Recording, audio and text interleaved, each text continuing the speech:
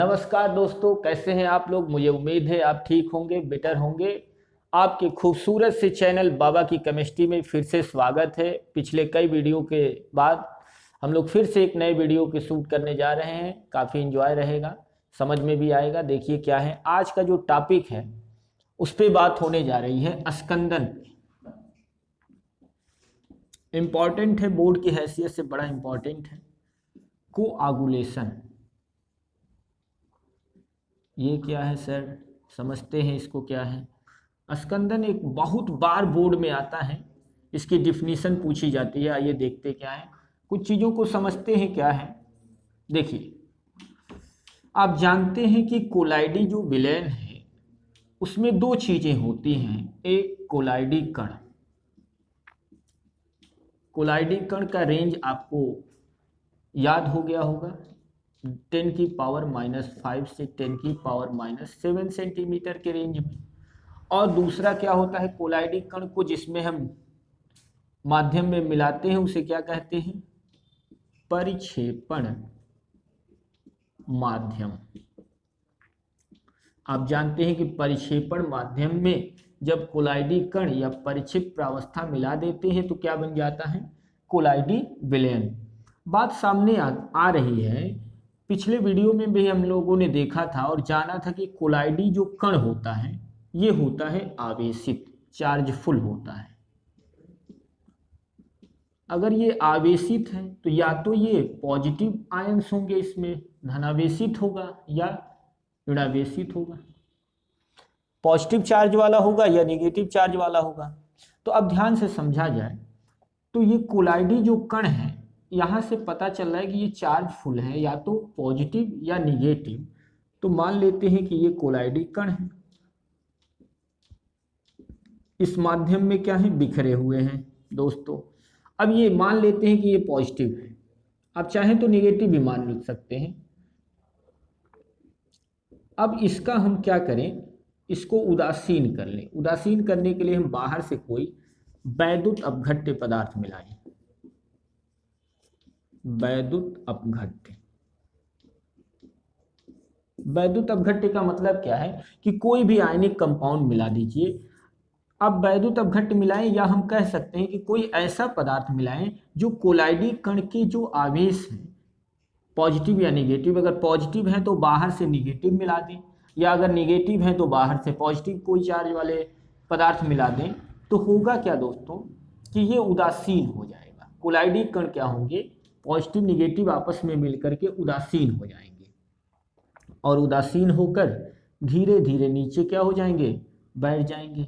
उदासीन होकर के निलंबित हो जाएंगे और नीचे क्या हो जाएंगे, अवक्षेपित होकर बैठ जाएंगे दोस्तों।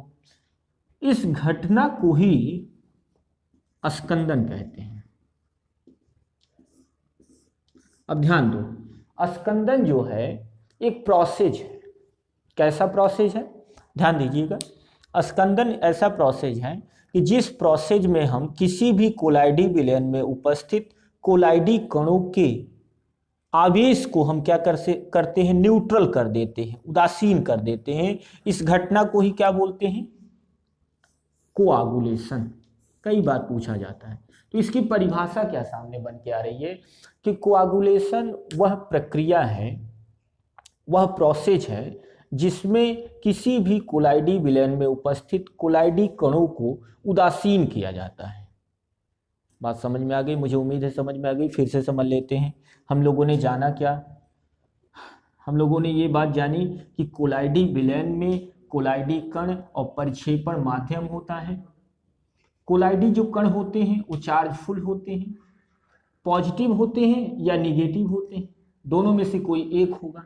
माना हम लोगों ने क्या कि इस कंटेनर में, इस पात्र में जो आपने कोलाइडी कण लिया है वो क्या कैसा है, धनावेशित है, पॉजिटिव चार्ज युक्त है। बाहर से कोई आप क्या मिला रहे हैं, इलेक्ट्रोलाइट। इलेक्ट्रोलाइट जब बाहर से मिलाते हैं तो होता क्या है कि इनके आवेश को, इनके चार्ज को क्या कर देता है, न्यूट्रल कर देता है, जिससे ये कोलाइडी कण आपस में क्या होते हैं, मिल करके भारी होकर के नीचे की ओर बैठ जाते हैं, अवक्षेपित हो जाते हैं। अब ये कोलाइडी विलयन जो है ये अब कोलाइडी सॉल्यूशन रह ही नहीं जाता, ये अपना अस्तित्व खो देता है। किसके कारण खो दिया? वैद्युत अपघट्ट मिलाने से ये उदासीन हो गया, जिसके कारण ये अपना अस्तित्व खो दिया है। इस घटना को ही, इस प्रोसेस को क्या कहते हैं दोस्त? स्कंदन या कोआगुलेशन कहते हैं। कई बार बोर्ड में आया हुआ है, इसे बारीकी से समझ लीजिए। हमने समझा दिया है, कुछ है ही नहीं है। आप सरल भाषा में क्या बोलेंगे कि कोलाइडी विलयन दो प्रक्षेप प्रावस्था और परिक्षेपण माध्यम से मिलकर के बना होता है।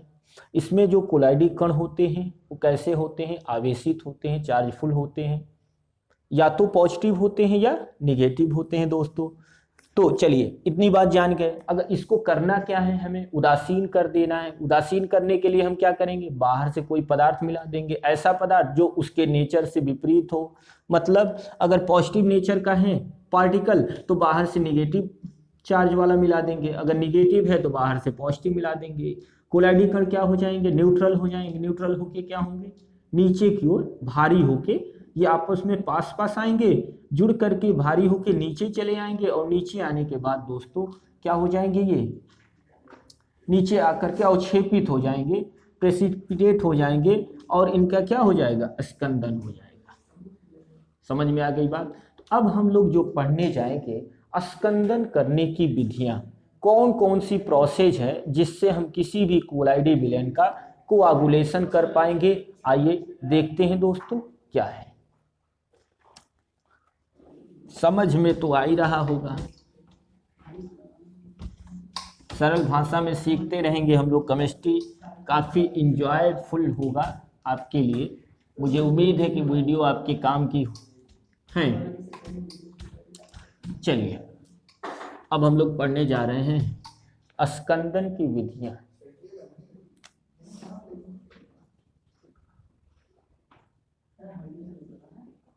स्कंदन करने की क्या विधि बोले तो प्रोसेस। चलिए देखते हैं क्या है। पहली चीज है उबाल करके।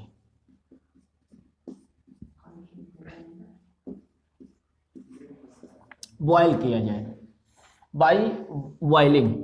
क्या करें? कोई कोलाइडी सिस्टम ले लें और उसको क्या करें? बॉयल कर दें, गरम कर दें। गरम करेंगे तो होगा क्या? इनके पार्टिकल जो होंगे, इनकी काइनेटिक एनर्जी क्या हो जाएगी? बढ़ जाएगी, और बढ़ने के साथ साथ होगा क्या? ये धीरे धीरे मॉलिक्यूल्स आपस में निरावेशित होकर के नीचे बैठ जाएंगे, और क्या हो जाएगा? इनका स्कंदन हो जाएगा। तो एक प्रोसेस क्या है? उबाल करके। दूसरा क्या है? दूसरा देखते हैं भैया क्या है। चलो देख लो दूसरा ही क्या है। उबाल लिए हो तो उबाल लिए हो तो अब देख लो, ठंडा कर लेते हैं।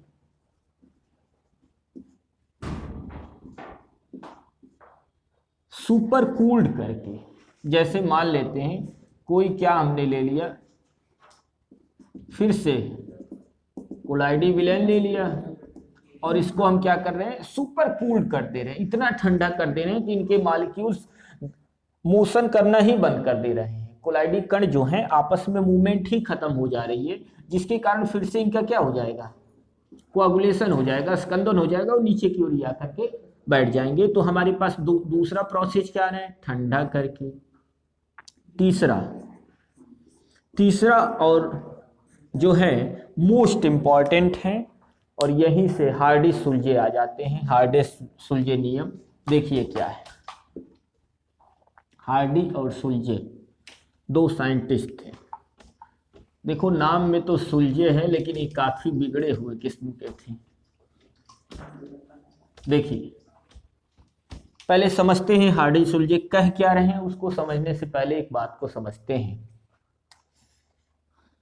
कि स्कंदन कराने के लिए एक हमारे पास विधि आ रही है, वैद्युत अपघट्य मिलाकर।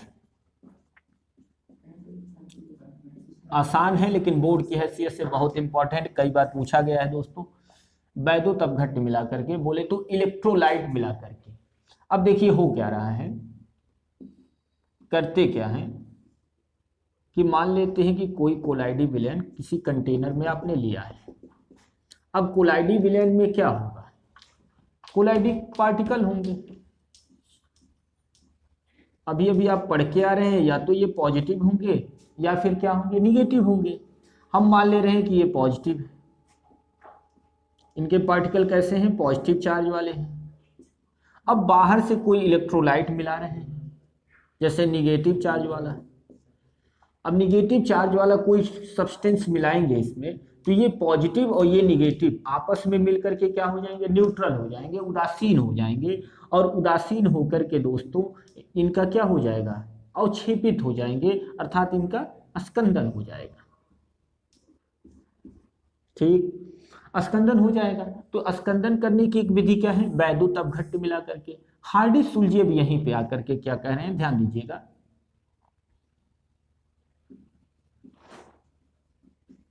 हार्डी-सुलजे, सुलझे नहीं थे, ध्यान लेना। हार्डी-सुलजे क्या, बड़ा इंपॉर्टेंट है, बोर्ड में बहुत बार पूछा जाता है। और मैं आपको बहुत सरल शब्दों में बता देना चाहता हूं दोस्तों कि हार्डी-सुलजे आप खुद समझ जाएंगे कितना आसान है। ध्यान दीजिएगा, जैसे हार्डी-सुलजे कह क्या रहे हैं कि किसी भी कोलाइडी विलयन को, अगर कोलाइडी विलयन में उपस्थित कोलाइडी कणों को अगर आपको क्या करना है, न्यूट्रल करना है, तो न्यूट्रल करने के लिए जो बाहर से आप कोई पदार्थ मिला रहे हैं, बोले तो कोई आयंस मिला रहे हैं, उनकी अगर वैलेंसी संयोजकता जितनी अधिक होगी, स्कंदन करने की क्षमता भी उतनी क्या होगी, अधिक होगी। देखिए फिर से समझते हैं, हार्डी-सुलजे क्या कह रहे हैं दोस्तों, कह रहे हैं कि जिन आयनों की जो मिलाया जा रहा है, किसके लिए, स्कंदन करने के लिए। किसका स्कंदन करने के लिए, कोलाइडी विलयन के लिए। किसको उदासीन करने के लिए, कोलाइडी कणों के लिए। तो कोलाइडी कण को उदासीन करने के लिए, न्यूट्रल करने के लिए जो हम आयंस बाहर से मिला रहे हैं, उस आयन की वैलेंसी जितनी अधिक होगी, उसके स्कंदन करने की क्षमता, उस आयन में इस पदार्थ को स्कंदित करने की, कोआगुलेशन करने की जो पावर होगी उतनी ही ज्यादा होगी। जैसे फॉर एग्जाम्पल, एक एग्जाम्पल में आप समझ जाएंगे। चलिए देखते हैं एक एग्जाम्पल क्या है हमारे सामने। देखो एक बार हार्डी-सुलजे को समझ गए, पूरी जिंदगी नहीं भूल पाओगी। फिर समझ जाओगे कि हम लोग जब चोट लगती है तो फिटकिरी ही क्यों लगाते हैं। आजकल दुनिया में तो मिर्चा ही लगा दे रहे हैं, देख ही रहे हो, नमक लगा दे रहे हैं। ठीक है, तो आइए समझते हैं क्या हो रही है कहानी। यह है कोलाइडी विलयन और इसमें पार्टिकल है, कोलाइडी कण। कैसे हैं दोस्तों, निगेटिव चार्ज वाले हैं। पॉजिटिव तो बार बार ले रहे थे, अब निगेटिव ले रहे हैं। बाहर से हमें इसे क्या करना है, स्कंदित करना है। टॉपिक ही है स्कंदन करने की विधियां। तो अब देखिए स्कंदित कर रहे हैं, तो हम बाहर से मिला दिए पॉजिटिव कोई चार्ज वाला कोई आयन, जैसे मान लीजिए सोडियम मिलाया। अब वही कोलाइडी विलयन दोबारा लेते हैं दूसरे पात्र में, ठीक है, और इसको स्कंदित करने के लिए दोस्तों हम क्या ले रहे हैं, बाहर से मैग्नीशियम Mg2+। एक तीसरा कंटेनर लेते हैं, वही कोलाइडी विलयन इसमें भरा जाता है,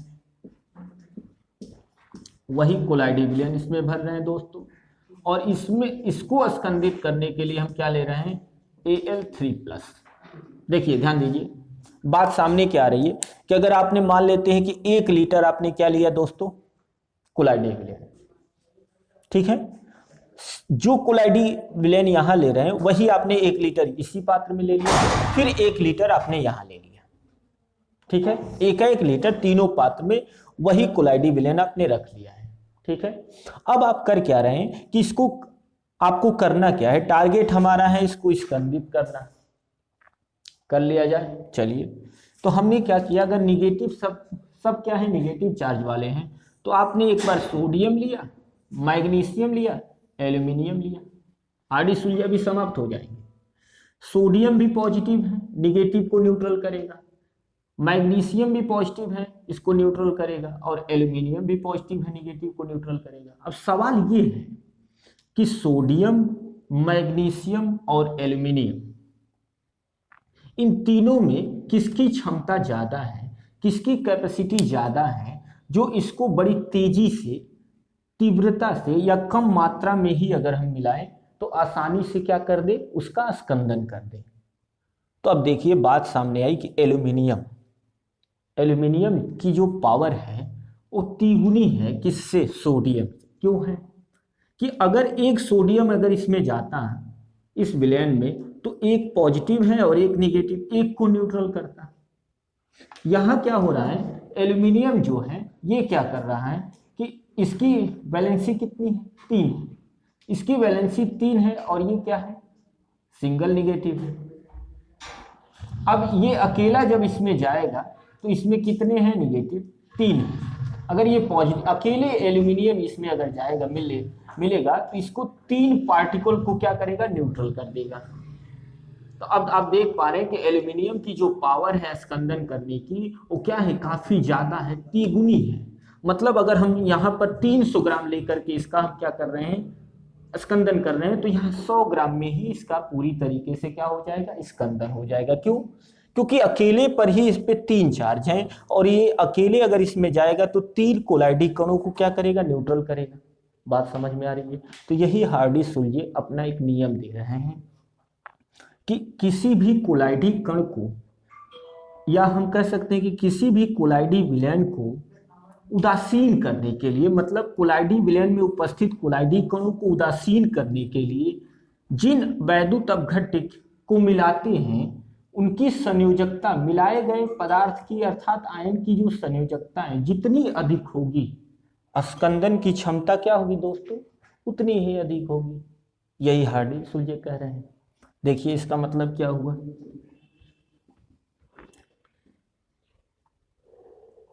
Al3+ Mg2+ और Na+, तो सबसे ज़्यादा किसकी पावर होगी, एल्यूमिनियम की, उसके बाद मैग्नीशियम की, उसके बाद सोडियम की। बात समझ में आ गई दोस्तों। तो यहाँ पर आप देख पा रहे हैं कि स्कंदन की क्षमता जो है सबसे ज़्यादा एल्यूमिनियम की है, फिर मैग्नीशियम की, फिर सोडियम की। बात समझ में आ गई, कोई दिक्कत है। तो जिसकी संयोजकता वैलेंसी जितनी ज़्यादा होगी, कोआगुलेशन पावर उतनी ही क्या होगी, ज़्यादा होगी दोस्तों। तो ये टॉपिक जो है हमारा यहीं पे समाप्त हुआ। स्कंदन पूरी तरीके से हम लोगों ने आज पढ़ा क्या कि कोआगुलेशन क्या है, उसकी डिफिनीशन हम लोगों ने जाना, कोआगुलेशन करने की क्या प्रोसेस है, कौन कौन विधि है, या क्या क्या करके हम स्कंदन को करा सकते हैं। तो आपने जाना उबाल करके, ठंडा करके, और सबसे इम्पोर्टेंट ये है कि वैद्युत अपघट्य मिला करके, और यहीं से एक जन्म लेता है हार्डी-सुलजे नियम। ये काफ़ी इम्पोर्टेंट है, कई बार पूछा गया है, और इसके हम लोग आगे चल के इसके एप्लीकेशन के बारे में भी पढ़ेंगे कि क्या है कैसे है। ठीक है दोस्तों। तो थोड़ी सी हम बात कर लें कि हमारा जो ब्लड है वो भी कोलाइड है, और ब्लड में जो उपस्थित क्या है, हीमोग्लोबिन है, वो कैसा है, कोलाइडी पार्टिकल है और निगेटिव नेचर का है। इसलिए हम फिटकरी इसीलिए यूज करते हैं कि फिटकरी में क्या पाया जाता है, एल्यूमिनियम, और एल्यूमिनियम ही उसका क्या कर देता है, स्कंदन करके ब्लड की क्लॉटिंग को या ब्लड के बहाव को, खून के बहाव को क्या करता है, रोकता है, जिससे हमें खून काफी नुकसान होने से बच जाता है। दोस्तों अगला टॉपिक है हमारा प्रोटेक्शन, बोले तो रक्षण तथा रक्षी कोलाइड, प्रोटेक्टिव कोलाइड्स। ये क्या है, ये एक नया शब्द आ गया। ये भी भैया बोर्ड का बड़ा पसंदीदा टॉपिक है। स्कंदन के बाद हम लोग पढ़ रहे हैं रक्षण तथा, कहीं कहीं रक्षक भी लिख दिया जाता है, रक्षी कोलाइड। देखिए क्या है प्रोटेक्टिव कोलाइड, क्या है, इसको समझने से पहले हम कुछ बात करना चाहेंगे। आप लोगों को दोस्तों याद होगा कि हम लोग शुरुआती वीडियो में 2 चीज पढ़े थे। क्या, पहली चीज पढ़े थे द्रव स्नेही कोलाइड और द्रव विरोधी कोलाइड। याद होगा, जो लोग हमारे वीडियो को नहीं देखे हैं वो वीडियो डिस्क्रिप्शन में होगा, जा करके जरूर से जरूर देख लें। वहाँ पर आपको ये पता चल जाएगा इन दोनों में क्या अंतर है। तो बात ये करना चाह रहे हैं, थोड़ी सी चर्चा हम कर दे रहे हैं। द्रव विरोधी कोलाइड ये क्या है? हमने बताया था ऐसे कोलाइड या ऐसे कोलाइड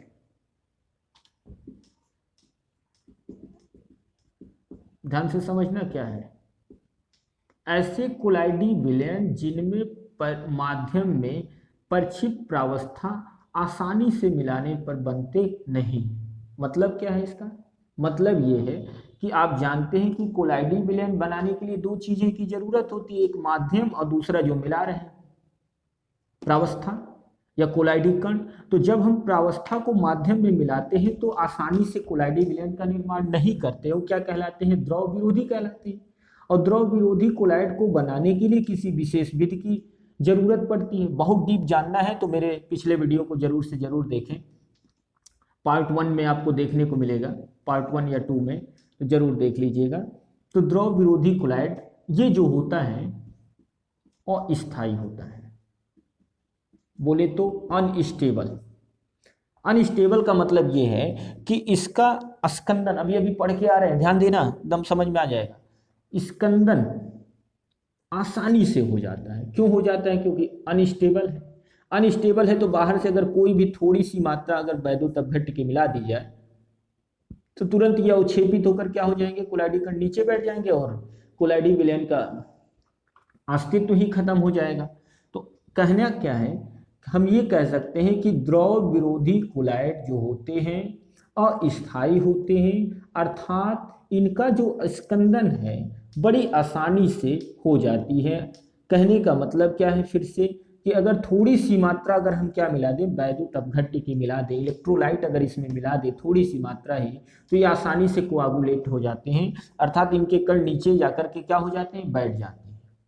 अब सवाल ये है कि कुछ ऐसा किया जाए। सर क्या किया जाए? कुछ ऐसा करें कि इस कोलाइडी विलयन जो है स्थायी जो है, ये अस्थायी जो है, इसके स्टेबिलिटी को बढ़ाने का प्रयास करें।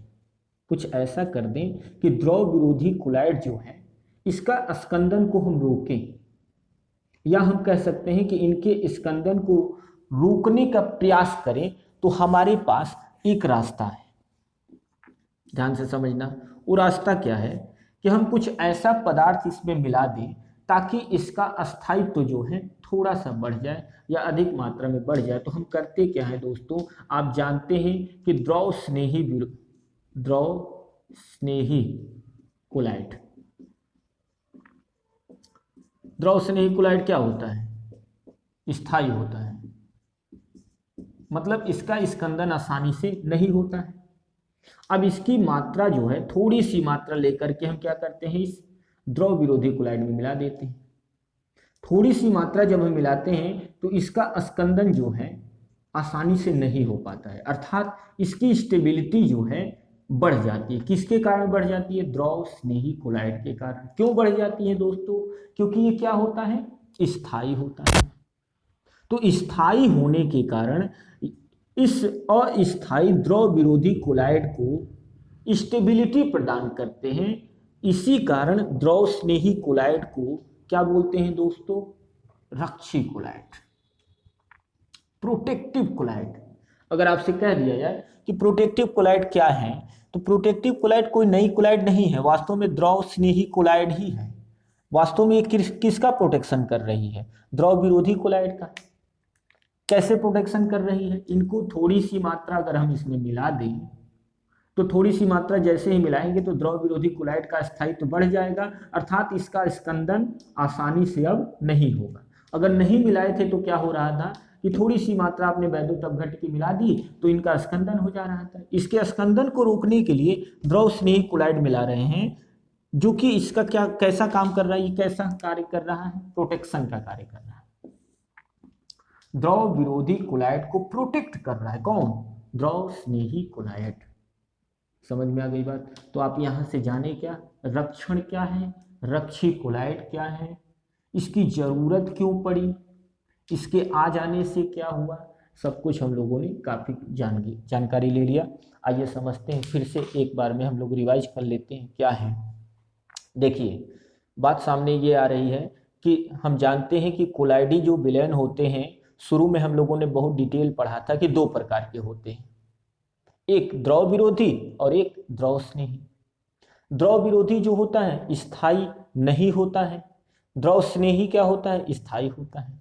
ठीक है, अब स्थायी होने से क्या होगा, स्थायी होने से दोस्तों ये होगा कि इनका स्कंदन जो है आसानी से नहीं होगा। द्रव विरोधी कोलाइड की स्कंदन आसानी से हो जाता है। थोड़ी सी मात्रा ही अगर इसमें हम क्या मिला दें, वैद्युत अपघट्टी का, मान लेते हैं कि कोलाइडी कण पॉजिटिव है तो निगेटिव कोई सब्सटेंस बाहर से मिला दें तो इनका स्कंदन बड़ी जल्दी से हो जाता है। इसके स्कंदन को रोकने के लिए अर्थात इसके स्टेबिलिटी को बढ़ाने के लिए द्रव स्नेही की थोड़ी सी मात्रा इसमें मिला देते हैं। अब ये द्रव स्नेही कोलाइड कैसा काम करता है, रक्षी कोलाइड का प्रोटेक्शन का काम करता है, इसलिए इसको क्या कहते हैं, इसका प्रोटेक्शन हो गया और इस कोलाइड को क्या बोलते हैं, प्रोटेक्टिव कोलाइड। समझ में आ गई बात। मुझे उम्मीद है कि ये टॉपिक भी आपको अच्छे से समझ में आया होगा। स्कंदन समझ गए हैं दोस्तों तो ये भी आपको आसानी से क्लियर हो गया होगा। चलिए हम लोग चलते हैं अगले टॉपिक पे। चलिए तो अगला टॉपिक है इस चैप्टर का सबसे इम्पोर्टेंट टॉपिक, जितना कहें उतना कम है और आप भी जानते होंगे कि ये कितना इम्पोर्टेंट है। जैसे ही टॉपिक का नाम लिखेंगे आप खुद समझ जाएंगे कि कितना इम्पोर्टेंट है। दोस्तों ध्यान दीजिए क्या है, देखिए जब आप सीरीज मास्टर माइंड अवतार जो भी हो आपके पास, जब उसमें देखेंगे इस टॉपिक को तो मोहर लगी होगी बोर्ड की, नाम है स्वर्ण संख्या। बहुत इंपॉर्टेंट है, रटना नहीं है, ध्यान दीजिएगा। मैं पहले भी कह चुका हूं कि केमिस्ट्री रटने नहीं दूंगा, फील होगी तो होगी, ये तय है। स्वर्ण संख्या बोले तो गोल्ड नंबर। गोल्ड नंबर क्या है, सवाल ये है कि संख्या दिख रहा है, स्वर्ण दिख रहा है, ये सब क्या है, बड़ा उलझा दिया है। तो आइए एक प्रैक्टिकल कर लेते हैं। दिक्कत क्या है, जब आप इस चैनल से जुड़े हैं तो कुछ नया देखने को मिले, जो कहीं नहीं देखने को मिलेगा वो यहाँ देखने को मिलेगा, समझ में आएगा। देखिए क्या है, स्वर्ण संख्या को समझने से पहले एक काम करते हैं। हमने एक कोलाइडी विलयन ले लिया, ठीक सर कैसा कोलाइडी विलयन ले लिया, तो दोस्त हमने लिया है द्रव विरोधी। कैसा लिया है, द्रव विरोधी कोलाइड। चलिए सर अच्छा किया आपने द्रव विरोधी ले लिया। अब हम क्या कर रहे हैं कि बाहर से कोई वैद्युत अपघट्य मिला रहे हैं, ठीक, इससे क्या होगा, वैद्युत अपघट्य मिला देंगे तो क्या होगा, अभी अभी पढ़ के आ रहे हैं, जब किसी कोलाइडी विलयन में वैद्युत अपघट्य मिला देते हैं तो उसका स्कंदन हो जाता है, अभी पढ़ के आ रहे हैं। तो द्रव विरोधी कोलाइड तो आप जानते हैं दोस्त ये कैसा है, बहुत अस्थायी है, और अस्थायी है तो इसमें वैद्युत अपघट्य थोड़ी सी मात्रा मिला देंगे तो इसका स्कंदन हो जाएगा। हाँ सर ये बात तो सही है। तो स्कंदन अब अभी स्वर्ण संख्या आया नहीं है, बस समझते रहिए। अभी हम लोग प्रोटेक्टिव कोलाइड पढ़ के आ रहे हैं। आपने देखा था कि इसके स्कंदन को रोकने के लिए बाहर से हम क्या मिला रहे थे, द्रव स्नेही कोलाइड। द्रव स्नेही कोलाइड, इसकी कहानी को समझते हैं। ये द्रव स्नेही कोलाइड स्थायी है, थोड़ी सी मात्रा इसकी मिला देंगे, द्रव विरोधी कोलाइड का स्कंदन इस वैद्युत अपघट्य से क्या हो जाएगा, रुक जाएगा। समझ में आ रही है बात दोस्तों? हाँ आ रही है तो फिर देखिए द्रव विरोधी जो कोलाइड है इसकी चर्चा हम लोग करने जा रहे हैं। बात सामने क्या आ रही है, द्रव विरोधी कोलाइड के स्कंदन को रोकने के लिए हमने मिलाया है द्रव स्नेही कोलाइड, और ये द्रव स्नेही कोलाइड क्या है, स्थायी। कैसा है, स्थायी है, स्टेबल है। तो स्टेबल है तो इसकी थोड़ी सी मात्रा हमने मिला दिया ताकि इस वैद्युत अपघट्य से जो इसका स्कंदन हो रहा था ये रुक जाए। इसको रोकने के लिए सारा प्रोसेस हो रहा है। अभी तक हम लोग स्वर्ण संख्या तक पहुंचे नहीं हैं, लेकिन जब ये पूरी प्रोसेस को पढ़ लेंगे तो हमें पता चल जाएगा कि गोल्ड नंबर क्या है। देखिए क्या हो रहा है, आपने लिया क्या, द्रव विरोधी कोलाइड। अब सवाल उठा कि द्रव विरोधी कोलाइड तो बहुत सारे हैं, अब उसमें से आप एक ले रहे हैं गोल्ड सॉल्व। बोले तो गोल्ड सॉल्व क्या है, एक कोलाइडी निकाय का एक सिस्टम है। स्वर्ण सॉल्व कह सकते हैं, सोने से बनी हुई कोलाइडी विलेन को क्या बोलेंगे, गोल्ड सॉल्व। कैसा होगा, द्रव विरोधी होगा। कितना आपने ले लिया, इसकी भी बात कर लें। आपने लिया है 10 ml, बोले तो 10 मिलीलीटर, 10 ml ले लिया आपने, क्या, गोल्ड सॉल्व। कैसा है, द्रव विरोधी है। अब इसमें आप मिला रहे हैं वैद्युत अपघट्य, कैसा, NaCl, 10% सांद्रता वाले NaCl का कितना, 1 मिलीलीटर आपने इसमें मिला दिया। बोले तो बहुत कम मात्रा आपने इसमें मिलाई है वैद्युत अपघट्य, ताकि इसका स्कंदन हो जाए। अब हमारा टारगेट है कि इसके स्कंदन को रोकना है। रोकने के लिए हम किसको लेके आ रहे हैं, द्रव स्नेही कोलाइड को। अब इसको मिलाएंगे ताकि ये मिलाए गए वैद्युत अपघट्य के स्कंदन को 100% क्या कर दे, रोक दे। तो अब जो इसकी मात्रा होगी, मान लेते हैं कि इसकी मात्रा जो होगी जितनी भी होगी, किसमें हम लेंगे मात्रा, मिलीलीटर। तो मिलीलीटर में नहीं, मिलीग्राम में। तो द्रव स्नेही कोलाइड विलयन की मिलीग्राम में वह मात्रा, मान लेते हैं कि x मिलीग्राम ले लिया, वह मात्रा जो द्रव विरोधी कोलाइड अर्थात गोल्ड साल के 10 मिलीलीटर